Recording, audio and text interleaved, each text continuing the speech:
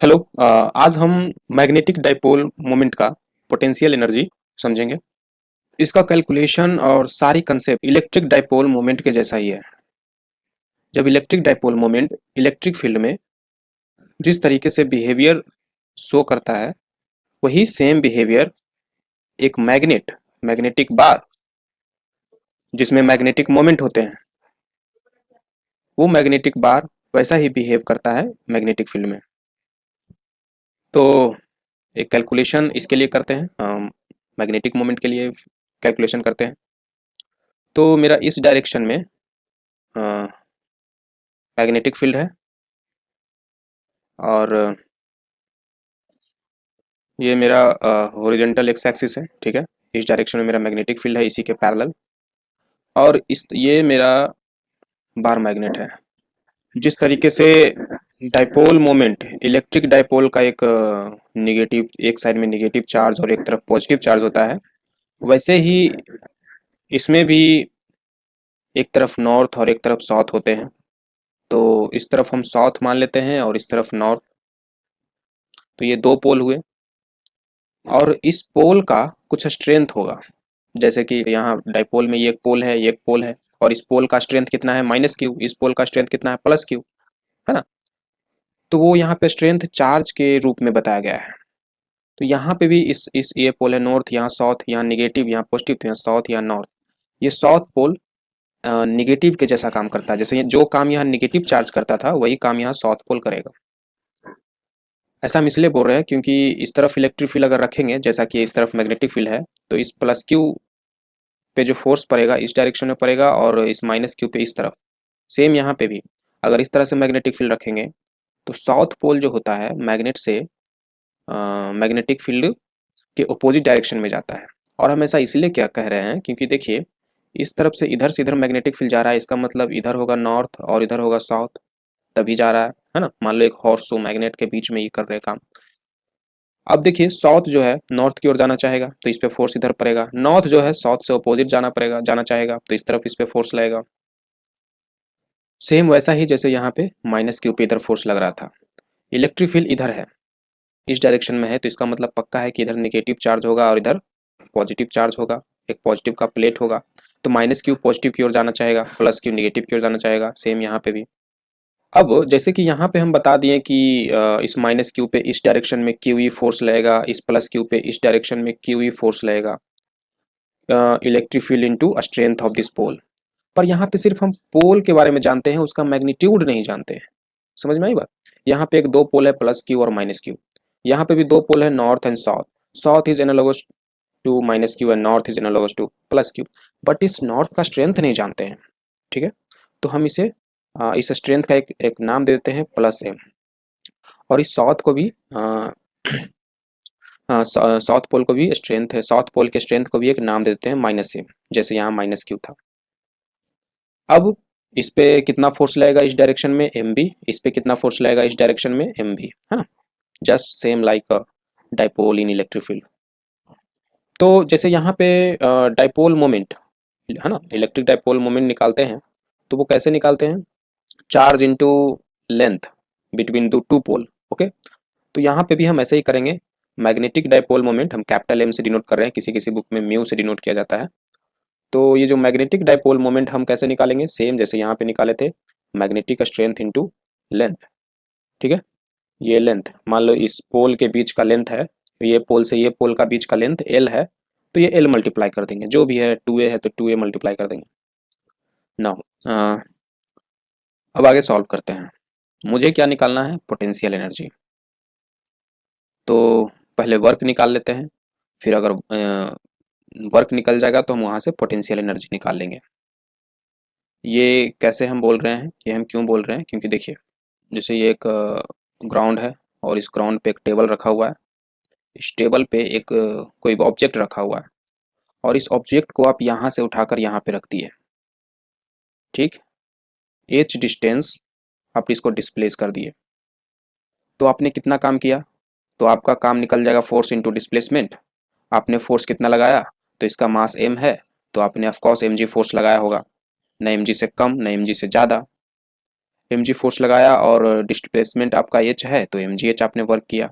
आपके द्वारा लगाया गया फोर्स ऊपर था mg और डिस्प्लेसमेंट भी उसी डायरेक्शन में था तो पॉजिटिव काम आपने किया। ठीक, तो आपका आपने अपना एनर्जी लूज किया, आपने कुछ काम किया तो आपकी एनर्जी खत्म हुई। तो आपकी एनर्जी कहाँ गई? हम कंजर्वेशन ऑफ एनर्जी के अनुसार हम ये जानते हैं कि एनर्जी ना क्रिएट होती है ना डिस्ट्रॉय होती है। तो आपकी एनर्जी कहाँ गई? अगर कहीं नहीं गई है और आपकी एनर्जी खत्म हो गई और उसका कहीं एग्जिस्टेंस नहीं है तो इसका मतलब आपका एनर्जी डिस्ट्रॉय हो गया। तो पक्का कहीं ना कहीं आपकी एनर्जी यूज हुई है, ट्रांसफर हुई है। तो आपकी एनर्जी इस ऑब्जेक्ट में आ गई है और किस रूप में आ गई है? पोटेंशियल एनर्जी के रूप में आ गई है। आपका मस्कुलर एनर्जी इस ऑब्जेक्ट के अंदर आ गई है, इस ऑब्जेक्ट इस सिस्टम में आ गई है। और ये सिस्टम में कौन है? ये ऑब्जेक्ट और अर्थ।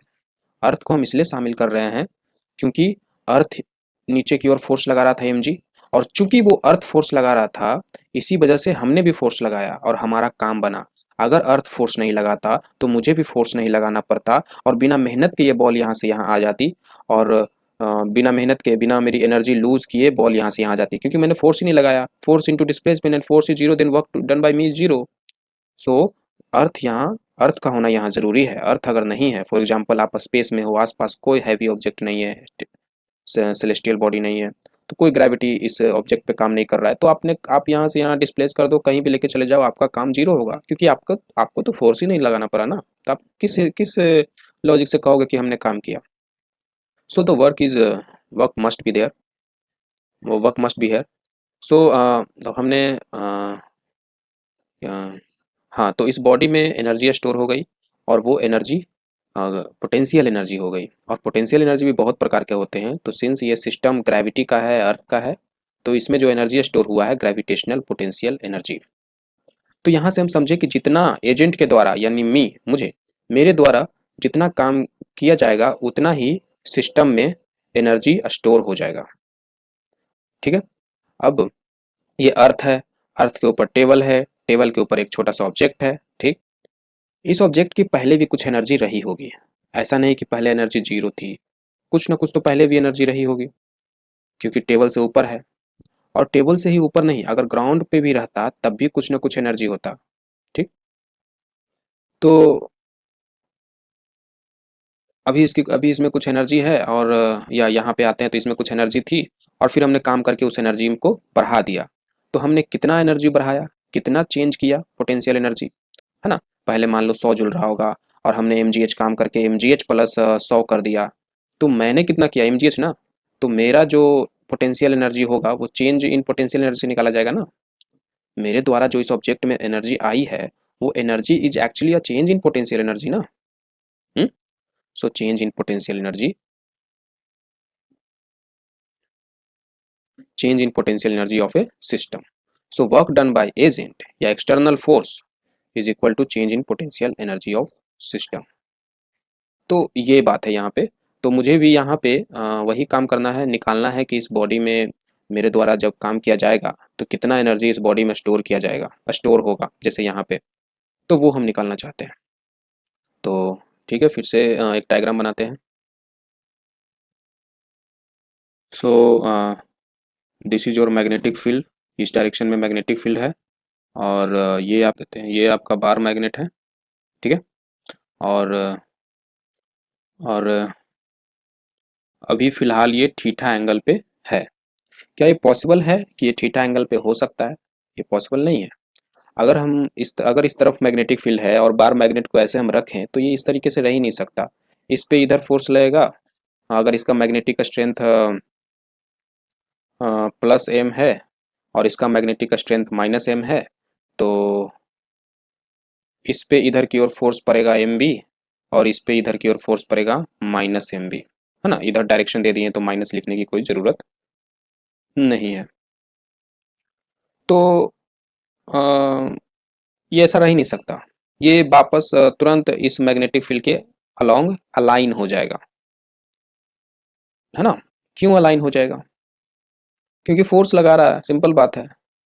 ठीक है, जस्ट सेम एज कोई पेंडुलम हो और उसे आप इस तरीके से रखते हैं तो यहाँ पे रहेगा ही नहीं, वापस इस तरीके से यहाँ पे आ जाएगा, ओसिलेट करके इस तरीके से। ठीक है, वैसे ही यहाँ पे तो हम यहाँ से एक कंक्लूजन निकाल सकते हैं कि जिस तरीके से ये बॉल, ये पेंडुलम छोड़ देने पर यहाँ पे आके रेस्ट कर जाता है, ये इसका इक्विलिब्रियम पोजीशन है, और इक्विलिब्रियम पोजीशन पे पोटेंशियल एनर्जी मिनिमम होता है। ठीक है, तो वैसा ही काम ये भी कर रहा है। इसे भी छोड़ देंगे तो ये भी इस तरीके से ये इधर आके ओसिलेट करके ऐसा ऐसा ओसिलेट करके यहाँ पे अलाइन हो जाएगा। तो यहाँ पे भी जैसे यहाँ पे अलाइन हो जा रहा था और यहाँ मिनिमम पोटेंशियल एनर्जी था, वैसे ही यहाँ पे भी हम कहेंगे कि इस कॉन्फ़िगरेशन में जब ये मैग्नेट इस मैग्नेटिक फील्ड के अलोंग अलाइन हो जाएगा, तब सिस्टम का पोटेंशियल एनर्जी मिनिमम होगा। या सिंपल में बोले कि जब थीटा 0 होगा तो उस समय पोटेंशियल एनर्जी इस सिस्टम का मिनिमम होगा। जैसे यहाँ पे थीटा 0 होने पे पोटेंशियल एनर्जी मिनिमम होती थी। और अच्छा, जैसे यहाँ पे इसका सबका अपना इन दोनों केस में मिनिमम पोटेंशियल एनर्जी यहाँ पे मिला, इसका यहाँ पे मिला, इक्विलिब्रियम पोजीशन सबका है। क्या अर्थ वाले केस में कहीं पे इक्विलिब्रियम पोजीशन है? ये अर्थ है मेरा, और अर्थ पे एक टेबल है, टेबल पे एक मेरा बॉल है, और इस समय इसकी पोटेंशियल एनर्जी मिनिमम नहीं है, कुछ ना कुछ अभी भी पोटेंशियल एनर्जी है। तो ऐसा हम इसलिए कह रहे हैं, ये दावे के साथ इसलिए कह रहे हैं क्योंकि हम ये जानते हैं कि किसी बॉडी में वर्क करेंगे तो उसमें पोटेंशियल एनर्जी स्टोर हो जाएगा। अभी जस्ट हमने देखा, इसको यहाँ से यहाँ ले जाएंगे तो इसमें पोटेंशियल एनर्जी आ जाएगी। जितना हमने काम किया उतना इसमें बढ़ जाएगी पोटेंशियल एनर्जी। सुविधा के लिए, कैलकुलेशन के लिए हम यहाँ पे मान लेते हैं कि पोटेंशियल एनर्जी 0 है, तो हमने काम mgh किया तो यहाँ पे पोटेंशियल एनर्जी mgh आ गई। बट ऐसा नहीं है, यहाँ पे पोटेंशियल एनर्जी 0 नहीं होता है। एक्चुअल में पोटेंशियल एनर्जी किसी एक पॉइंट का नहीं होता है। किसी एक सर्टेन पोजीशन में किसी सिस्टम का पोटेंशियल एनर्जी फिक्स्ड नहीं होता है, और इसका कोई फिजिकल मीनिंग भी नहीं है। ठीक है, आप हमसे पूछोगे कि इस पोजीशन पे पोटेंशियल एनर्जी कितना है, तो वो कुछ भी हो सकता है, कोई एक सर्टेन वैल्यू नहीं है। जैसे कि इस पोजीशन पे पोटेंशियल एनर्जी कुछ भी हो सकता है। यहाँ पे अगर आप मान लेते हो कि इस बॉडी जो टेबल पे रखा हुआ है उसका पोटेंशियल एनर्जी x है, इस सिचुएशन में पोटेंशियल एनर्जी x है, तो यहाँ पे potential energy mgh plus x हो जाएगा। तो इट विल वेरी। तो पोटेंशियल एनर्जी किसी एक पोजीशन का, किसी एक सर्टेन कॉन्फ़िगरेशन में उसका पोटेंशियल एनर्जी क्या है, दैट डजंट मैटर, उसका कोई फिजिकल मीनिंग नहीं है। फिजिकल मीनिंग सिर्फ चेंज इन पोटेंशियल एनर्जी का है, डिफरेंस इन पोटेंशियल एनर्जी का है। ठीक है, डिफरेंस इन पोटेंशियल एनर्जी का हम यूज़ करते हैं और अपने कैलकुलेशन में इस्तेमाल करते हैं। तो जैसे कि हम इस पे काम किए तो यहाँ पे कुछ एनर्जी आ गया, और ये तो हमें दिखता नहीं है। हम ये प्रूफ कैसे करें कि ये तो हमने कैलकुलेशन से दिखा दिया आपको कि हाँ देखिए एनर्जी आ गया, पर अगर आपको एक प्रैक्टिकली बात करें तो कैसे हम बताएंगे कि इस सिस्टम में देखो एनर्जी आ गया? तो सिंपल एक तरीका है, आपने इसको यहाँ से यहाँ लेके आया, काम किया, आप इसको छोड़ दो, आप पकड़े हुए हो गए अभी, तो इसको आप छोड़ दोगे तो नीचे ड्रॉप करेगा। अब कोई बॉडी नीचे गई, अपना फ्रीली उसको छोड़ दिए, आज़ादी दिए, तो आप उसने कुछ मूवमेंट किया, वो movement is a proof that कि इट हैड एनर्जी, उसके पास एनर्जी थी। अब कहोगे कि वो तो मूवमेंट किया अर्थ की वजह से, अर्थ की ग्रेविटी की वजह से। हाँ, उसने मूवमेंट किया अर्थ की ग्रेविटी की वजह से, तो हमने भी तो काम किया अर्थ की ग्रेविटी की ही वजह से ना। अर्थ की ग्रेविटी अगर नहीं होती तो मेरी काम भी तो एग्जिस्ट नहीं करता ना। मेरे जो सिस्टम है उस सिस्टम में अर्थ और ये बॉडी दोनों है, इन दोनों के फिनोमिना को हम ऑब्जर्व कर रहे हैं, तो इसका इंट्रैक्शन होगा ना इस मास पे, इसका इफेक्ट होगा ना इस मास पे, तो वो इफेक्ट ही इस मास में ग्रेविटेशनल पोटेंशियल एनर्जी का कारण बनता है, और वो ये दिखाता है जब हम छोड़ते हैं इसे फ्री, तो वो ग्रेविटेशनल पोटेंशियल एनर्जी जब इसमें आती है तो वो अपना वर्क के रूप में दिखाती है, और वो वर्क क्या करती है? नीचे आ जाना, इज वर्क। तो ये प्रूफ है। अच्छा, तो यहाँ से हम समझे कि काम करेंगे तो एनर्जी आएगा, एनर्जी है तो वो काम करेगा। ठीक, अब यहाँ पे टेबल पे बॉल रखा हुआ है, ये ऑब्जेक्ट रखा हुआ है, टेबल हटाएंगे जस्ट बॉल धड़ाम से नीचे गिरेगा, तो कहेंगे यस जब टेबल पे था तो बॉल पे कुछ एनर्जी थी, बॉल में कुछ पोटेंशियल एनर्जी थी। हमने मान लिया 0 या x या जो भी, इट डजंट मैटर, आप कुछ भी मान सकते हो। खैर, अब क्या धरती पे आ गई, धरती के सरफेस पे आ गई, तो क्या अब पोटेंशियल एनर्जी 0 कह दे? नहीं। आप गड्ढा करो, थोड़ा सा गड्ढा करो, फिर बॉल नीचे आएगी, तो फिर मतलब अब फिर नीचे आई, मतलब फिर काम किया, मतलब इस सरफेस पे भी कुछ ना कुछ पोटेंशियल एनर्जी थी। तो मिनिमम कब होगी? जैसे यहाँ पे छोड़ दिए तो यहाँ पे आके एक समय पे रेस्ट करने लगा, रुक गया, ये रुक ही नहीं रहा है, और गड्ढा करो और नीचे गया, तो इसका भी मिनिमम है, इसका भी इक्विलिब्रियम पोजीशन है, और वो है सेंटर ऑफ द अर्थ। अर्थ के सेंटर पे गड्ढा करते करते करते करते अर्थ के सेंटर पे आप चले जाओ, तब तब ये बॉल ना नीचे जाएगी ना ऊपर जाएगी। जैसे ये ओसिलेट करके यहाँ पे आ गया, ये ओसिलेट करके यहाँ पे आ गया, वैसे ये भी ओसिलेट करके यहाँ पे आ जाएगा, सेंटर पे आके स्थिर हो जाएगा। सो यहाँ पे इसका इक्विलिब्रियम पोजीशन है। ठीक है, तो ये रही कुछ बातें। अब यहाँ पे देखते हैं। तो हम जैसे कि काम निकाले थे फोर्स इनटू डिस्प्लेसमेंट करके, और उसी काम को पोटेंशियल एनर्जी का नाम दे दिए, तो वैसा ही काम यहाँ पे भी करते हैं। ठीक है, तो कैसे निकाले? उस केस में ऑब्जेक्ट को जब सरफेस के ऊपर ले जा रहे थे, तो उस केस में तो ऑब्जेक्ट पे mg फोर्स लग रहा था, and that force is constant. Constant भी तभी होगा जब आप सरफेस से ज़्यादा ऊपर ना जाएं, क्योंकि ज़्यादा ऊपर जाओगे तो फिर g will vary, then variable force का केस आ जाएगा।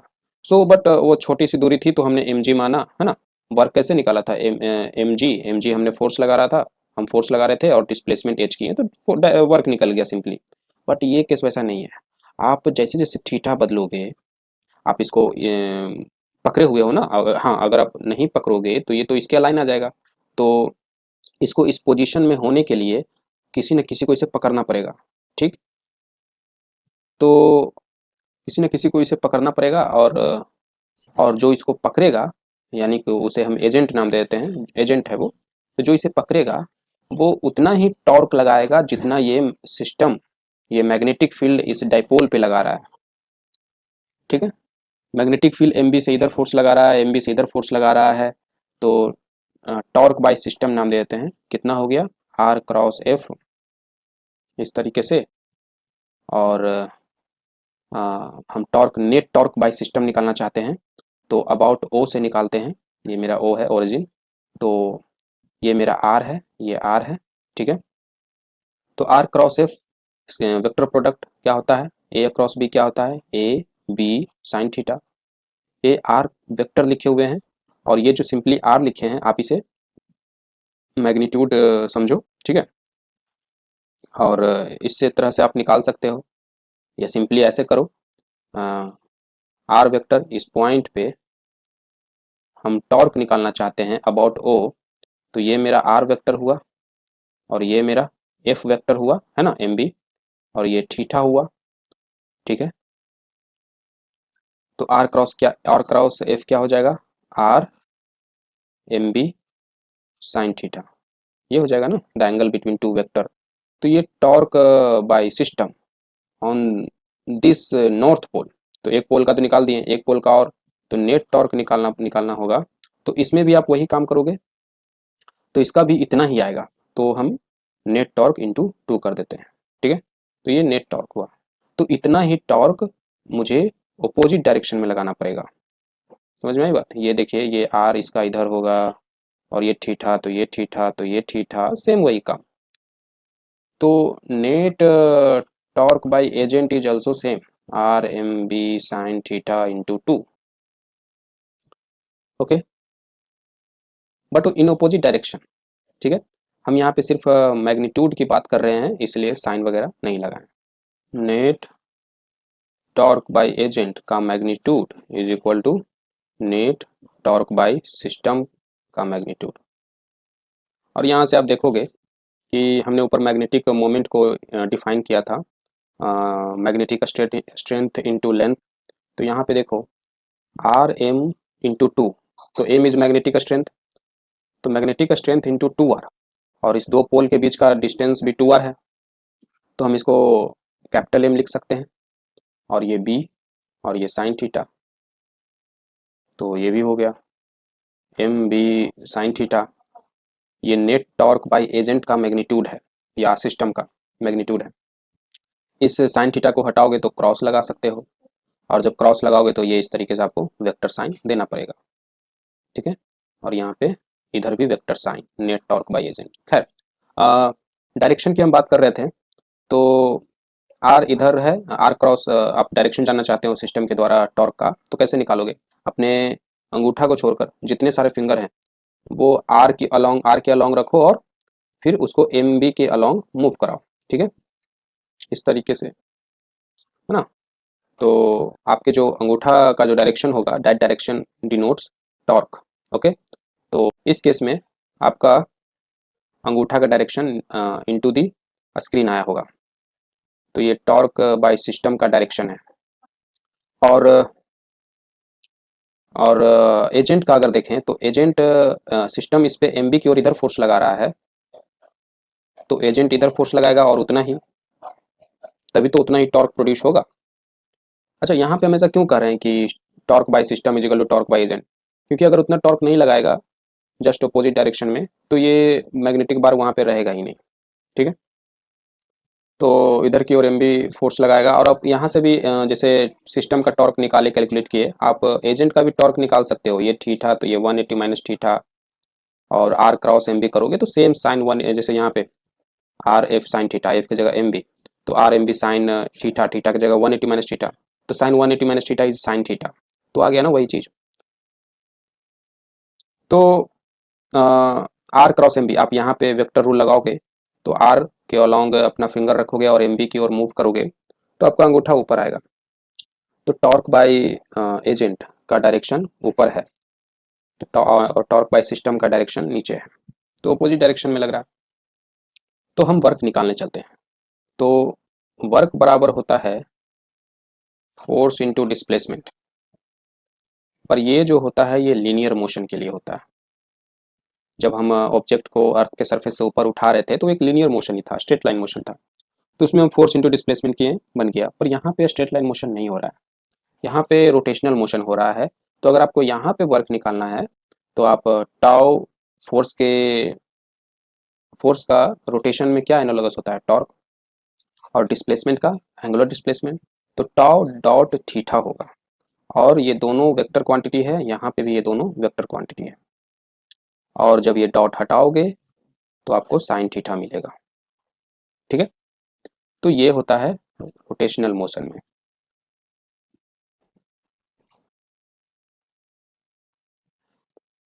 तो यहाँ पे लीनियर मोशन के केस में फोर्स वेरी नहीं कर रहा था, तो डायरेक्ट फोर्स इनटू डिस्प्लेसमेंट की। यहाँ पे आपका टॉर्क वेरी कर रहा है, तो आप डायरेक्ट टॉर्क इनटू डिस्प्लेसमेंट नहीं कर सकते, कि यहाँ पे टॉर्क लगा हुआ है, net torque by agent is M B sine theta, तो M B sine theta into theta, ये गलत हो जाएगा।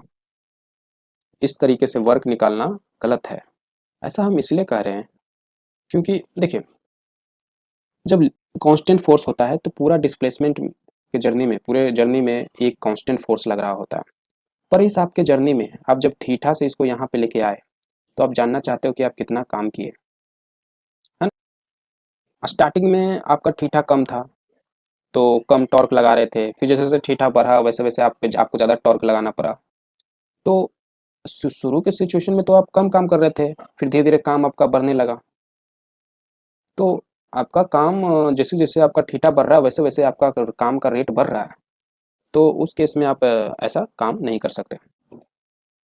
तो एक हम तो ये वेरिएबल टॉर्क का केस है, तो यहाँ पे हमें इंटीग्रेशन का सहारा लेना पड़ेगा। तो सबसे पहले हम छोटा सा काम निकालेंगे, बहुत ही infinitesimally small work done by agent निकालेंगे to move this dipole infinitesimally small angular displacement in a very small theta. तो यहाँ पे बहुत ही छोटे थीटा के लिए कितना छोटा सा काम करना पड़ेगा वो निकालते हैं। ऐसा हम इसलिए कर रहे हैं, छोटा सा काम इसलिए ले रहे हैं, छोटा सा एंगुलर डिस्प्लेसमेंट के लिए कितना काम करना पड़ेगा वो इसलिए कर रहे हैं क्योंकि छोटे से बहुत ही छोटे एंगुलर डिस्प्लेसमेंट के लिए जो टॉर्क का वेरिएबल होगा, वेरिएशन इन टॉर्क होगा, वो नेग्लिजिबल होगा, ठीक है। ये तो हम जानते हैं, जैसे जैसे थीटा वेरी कर रहा है वैसे वैसे टॉर्क वेरी करेगा। पर हम बहुत ही छोटा थीटा ले रहे हैं और उसमें मूव करा रहे हैं, तो उसमें टॉर्क उतना वेरी नहीं करेगा। फॉर एग्जांपल आप यहाँ पे आपका बार मैग्नेट है और आप उसको यहाँ से यहाँ ले आए, इतना छोटा सा डी थीटा, बहुत ही छोटा ये। तो आप यहाँ से यहाँ ले आए तो आपके द्वारा जो किया गया काम है वो बहुत ही छोटा होगा। तो ये छोटा सा काम हम निकालते हैं पहले। तो छोटा सा काम डी डब्ल्यू, बहुत ही छोटा काम, टॉर्क डी थीटा, ठीक है। छोटा सा काम is equal to torque dot D theta. अब देखिए, इसी को हम इस तरीके से भी डायग्राम बना सकते हैं। एक नई डायग्राम की ज़रूरत है हमें। जैसे था ये नॉर्थ, ये साउथ, यहाँ पे थीटा, और जैसे हम बीच में डी थीटा लिए थे तो ज़रूरी नहीं है कि आप बीच में ही लो। हम ऐसे करते हैं कि थीटा तक इसको पकड़े हुए थे, होल्ड किए हुए थे, और इसे हम थीटा से डी थीटा चेंज किए, ठीक है। तो थीटा पे पकड़े हुए थे, यहाँ से यहाँ लेकर आए तो ऑफ कोर्स कुछ काम किए होंगे, हम उसे कौन नहीं कर रहे। तो हम बस ये देख रहे हैं कि इस डी थीटा में घुमाए तो कितना काम किए हम। तो यही चीज़ ये जो अभी हमने लिखा, D W is equal to torque at this position. जब हम थीटा पे पकड़े हुए थे तब हम टॉर्क इतना लगा रहे थे, और ये वैल्यू ये है ना, M B sine theta, theta, ठीक है। Theta is the angle between this configuration, magnetic moment और ये मैग्नेटिक फील्ड के बीच का एंगल थीटा है। तो हम इतना टॉर्क लगा रहे थे, ठीक है। अब डी थीटा मूव कराएं और ये हम डी थीटा मान रहे हैं इनफिनिटेसिमली स्मॉल एंगुलर डिस्प्लेसमेंट, बहुत ही छोटा एंगुलर डिस्प्लेसमेंट हम कंसीडर कर रहे हैं। इतना छोटा कि आप यहाँ से यहाँ आ जाओ, आपके टॉर्क में कुछ वेरिएशन ही नहीं होगा, बहुत ही नेग्लिजिबल वेरिएशन होगा, ठीक है। जो इसको हम कैलकुलेशन में ले या ना ले कोई फर्क नहीं पड़ेगा। तो ये टॉर्क डॉट डी थीटा, ये वेक्टर साइन हटाएंगे, ये डॉट हटाएंगे, तो मुझे टी का मैग्नीट्यूड, टॉर्क का मैग्नीट्यूड इंटू एंगुलर डिस्प्लेसमेंट का मैग्नीट्यूड इंटू कॉस थीटा आ जाएगा, ठीक है। और ये जो टॉर्क है, टॉर्क का मैग्नीट्यूड कितना है, ये एम बी साइन थीटा। और यहाँ पे इस थीटा को समझ लेते हैं। ये जो हमने थीटा लिखा है एक्चुअली में ये जो एंगल है, दिस एंगल इज, ये एंगल जो थीटा हमने यूज़ किया है, ये एंगल हम इस हमारे कैलकुलेशन में इस थीटा को मैग्नेट और मैग्नेटिक बार और मैग्नेटिक फील्ड के बीच के लिए यूज़ किया है, पर वो ये थीटा नहीं है। एक्चुअली मुझे यहाँ थीटा नहीं यूज़ करना चाहिए था, कुछ दूसरा एंगल यूज़ करना चाहिए था, क्योंकि ये थीटा वो थीटा नहीं है। ये theta is the angle between two vector torque and D theta, दोनों के डायरेक्शन के बीच का एंगल है। और टॉर्क बाय एजेंट है ना, वर्क बाय एजेंट निकाल रहे हैं तो टॉर्क बाय एजेंट होगा। तो टॉर्क बाय एजेंट क्या था, हमने क्या निकाला था, तो हम फोर्स इधर लगा रहे हैं, आर इधर है तो आर क्रॉस एफ करिए, तो आपका टॉर्क का डायरेक्शन ऊपर आएगा। और डिस्प्लेसमेंट भी इधर से इधर हुआ है, तो आप अपने फिंगर को इस तरफ से मूव कराओगे तो आपका अंगूठा का भी डायरेक्शन ऊपर आएगा, थंब ऊपर आएगा। तो दोनों का डायरेक्शन सेम है, तो theta between them is zero, या ये कहो कि angle between them is zero, so this theta is zero. So हम इसे डायरेक्ट टॉर्क डी थीटा लिख सकते हैं, ठीक। एक्चुअली मुझे यहाँ थीटा नहीं लिखना चाहिए, यहाँ पे हम फाई लिख देते हैं, ठीक है। और यहाँ पे लिख देते हैं फाई इज जीरो। आप यहाँ इस तरीके से आप ब्रैकेट में लिख सकते हो फाई इज जीरो, क्योंकि टॉर्क का डायरेक्शन ऊपर था और डी थीटा का भी डायरेक्शन ऊपर था, इसलिए, ठीक है। इसलिए हम इसे यहाँ पे टाउ डी थीटा लिखे हैं, ओके। अब work done by agent is equal to torque by agent, ये सब, ठीक है। तो टॉर्क बाय एजेंट कितना था, एम बी साइन थीटा, तो वो हम वैल्यू रखते हैं यहाँ पे।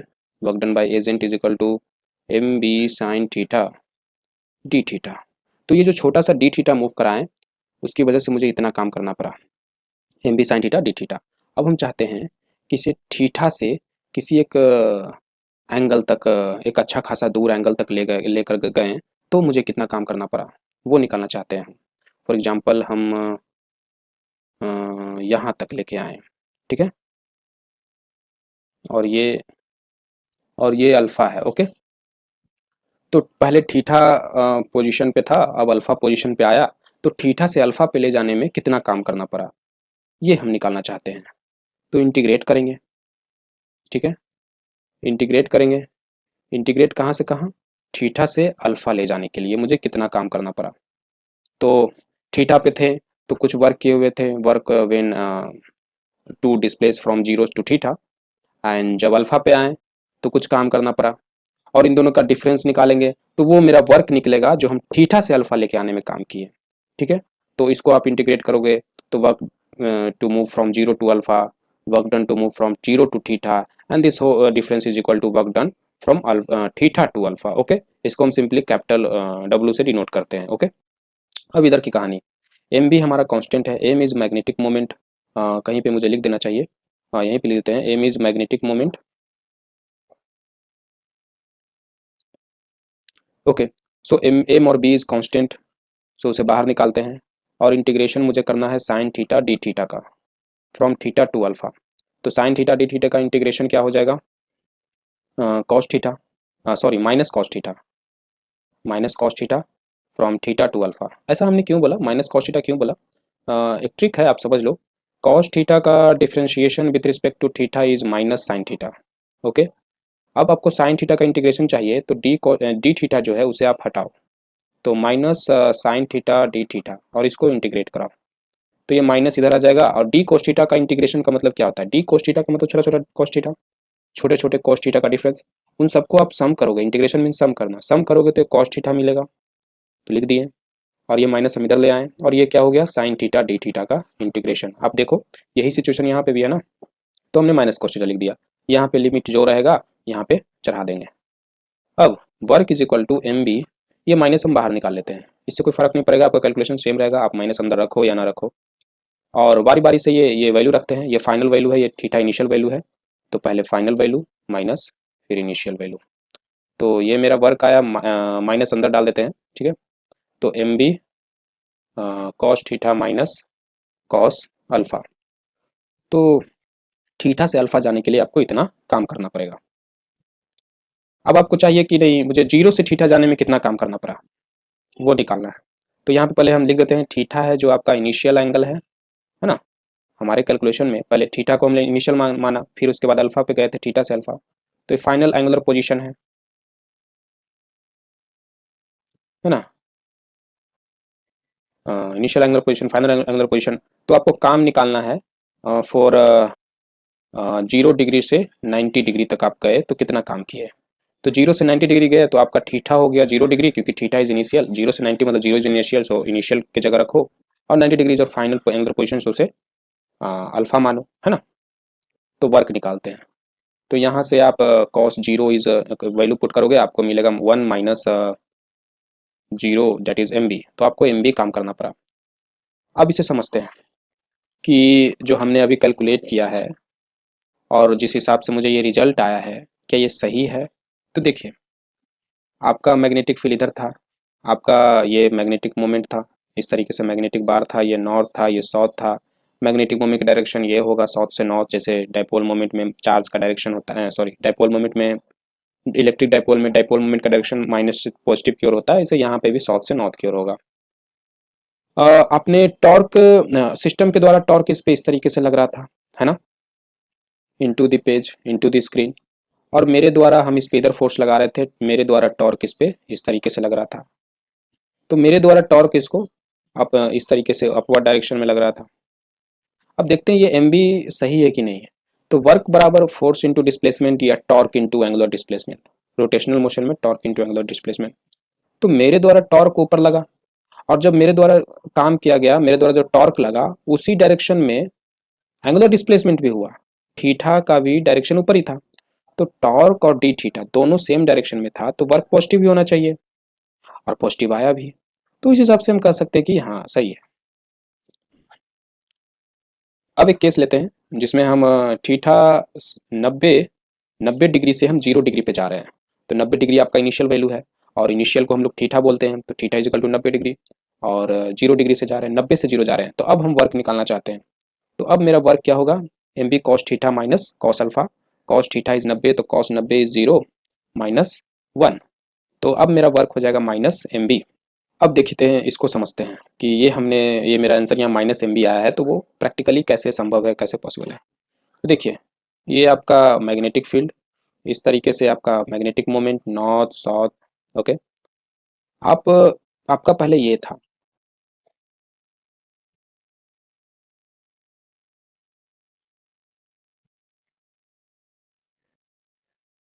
आपका पहले ये था, आपका जो मैग्नेटिक बार था वो इस ओरिएंटेशन में था, इस कॉन्फ़िगरेशन में था, 90 डिग्री पे था, और फिर इसको इस अलोंग अलाइन कर दिया। तो आप जब यहाँ से यहाँ लेके आ रहे थे, तो आप किधर टॉर्क लगा रहे थे? आपको तो आप तो सिंपली कहोगे सर यहाँ से यहाँ लाने के लिए तो मुझे कुछ काम ही नहीं करना पड़ेगा, मैं तो छोड़ दूंगा, खुद आ जाएगा। तो फिर आप छोड़ दोगे तो आपका काम क्या है? जीरो है, आपने कुछ नहीं किया। पर आप निकालना चाहते हो काम, ठीक है, अपना काम निकालना चाहते हो, आपको यहाँ से यहाँ ले जाने में भी कुछ काम करना पड़ेगा। जैसे एक टेबल पे, अर्थ पे टेबल है, टेबल पे बॉल है, या बॉक्स है, कुछ बॉक्स को ऊपर ले जाने में काम करना पड़ता है, और आपको काम करना पड़ता है mgh। तो ऊपर से नीचे लाओगे आप, तो उसमें भी आपको काम करना पड़ेगा, ठीक है, और उसमें आपको -mgh काम करना पड़ेगा। ऐसा क्यों? क्योंकि देखिए, आप जब इसको यहाँ से यहाँ लाओगे तो आप लगातार आप ये ध्यान रखोगे कि इस पे नेट फोर्स ना आ जाए। इस पे नीचे की ओर फोर्स लग रहा है mg, और आप अपने हाथ से पकड़े हुए हैं और इस पे ऊपर फोर्स लगा रहे हो mg, और उतना ही mg फोर्स लगाए हुए ही धीरे धीरे इसको नीचे लाओगे। ज़्यादा स्पीड से लाओगे या छोड़ दोगे तो नेट फोर्स नीचे आ जाएगा, नेट फोर्स नीचे आ जाएगा तो इसमें काइनेटिक एनर्जी आ जाएगी। तो इसलिए काइनेटिक एनर्जी ना आए, इसलिए आप धीरे धीरे नेट फोर्स हमेशा जीरो बनाकर इसको यहाँ से यहाँ लेकर आओगे। नेट फोर्स जीरो है, इसका मतलब ये नहीं कि आप फोर्स नहीं लगा रहे हो, आप फोर्स लगा रहे हो तभी तो नेट फोर्स जीरो है, नहीं तो नेट फोर्स mg होता।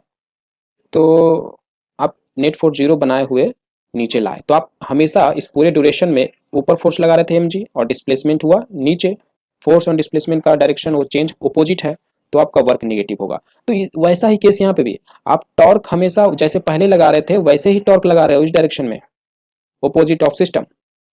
बट धीरे धीरे आप उसको धीरे धीरे छोड़ रहे हो, और ऐसा छोड़ रहे हो कि नेट टॉर्क ना आ जाए, टॉर्क जीरो हो, नेट टॉर्क जीरो हो, जैसे यहाँ पे नेट फोर्स जीरो है, और फिर यहाँ के अलाउंग अलोंग अलाइन करा दिए, तो फिर आपने कुछ काम किया। और इस केस में आपका टॉर्क था ऑफ कोर्स ऊपर ही था जैसे पहले था, पर आपका थीटा का डायरेक्शन आप इधर मूव कर रहे हो ना, तो आपका डी थीटा का डायरेक्शन नीचे है, और इस वजह से आपका इस केस में निगेटिव वर्क होगा, और निगेटिव आया भी। अब अब हम इतना आगे बढ़ते हैं। ये तो हम जानते हैं कि मिनिमम पोटेंशियल एनर्जी जब ये बार इसके अलोंग आ जाएगा तब मिनिमम होगा। हमें आज़ादी है, हम कहीं पे भी पोटेंशियल एनर्जी जीरो मान सकते हैं, ठीक है। आप चाहो तो भले ही यहाँ पे मिनिमम पोटेंशियल एनर्जी है कुछ, पर यहाँ पे मान सकते हो पोटेंशियल एनर्जी जीरो, तो कोई गलती नहीं होगा। आपको मन है यहाँ पे मानने का पोटेंशियल एनर्जी जीरो, तो भी वो गलती नहीं होगा। Potential energy at any specific point is not relevant, it has no any physical meaning. Difference in potential energy is only useful, it has physical meaning. Okay, so हाँ, तो मैंने work निकाला है, अब मुझे पोटेंशियल एनर्जी निकालना है। तो निकालने की कोई जरूरत नहीं है, these are work done by me, work done by agent, and we know that the work done by agent is equal to potential energy in system. So आप यहाँ पे potential energy, difference in potential energy of system, है ना, तो आप यहाँ पे change in potential energy of system लगा सकते हो, जहाँ जहाँ वर्क डन बाय एजेंट लिखा हुआ है वहाँ पे आप ये लिख दो, कोई दिक्कत नहीं है। तो potential energy, change in potential energy, change in potential energy of system is equal to mb cos theta minus cos alpha. Okay, change in potential energy of system is final potential energy minus initial potential energy, ठीक है।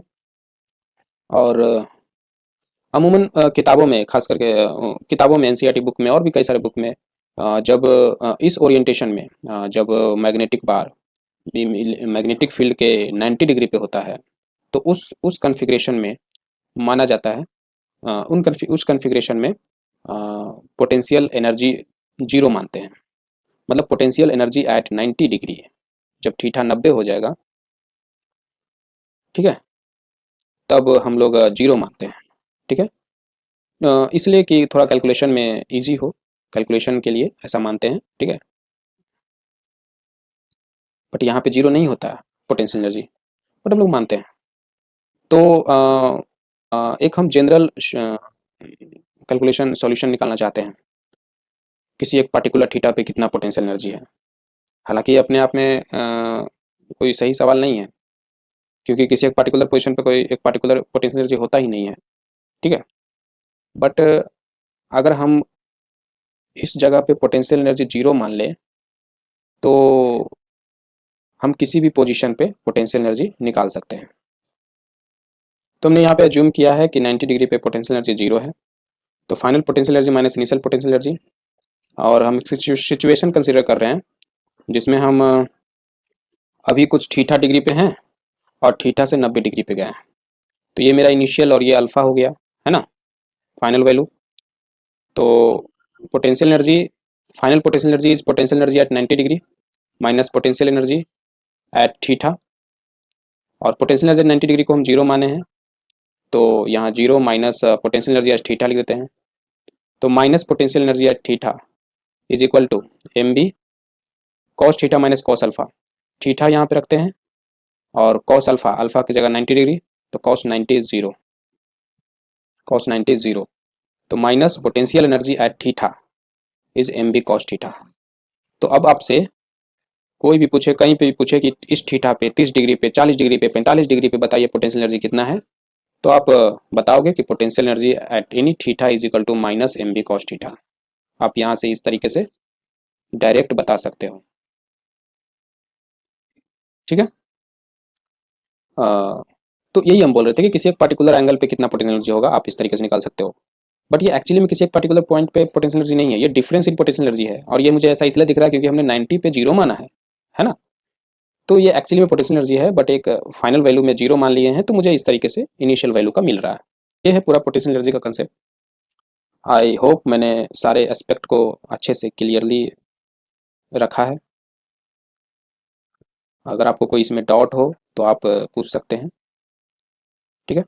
एक रीनिट में एक question आया था जिसमें ये पूछा जा रहा था, 2024 में रीनिट जो हुआ उसमें क्वेश्चन था जिसमें पूछा गया था कि जब मैग्नेट बार और मैग्नेटिक फील्ड के बीच 90 डिग्री होगा तो पोटेंशियल एनर्जी कितना होगा।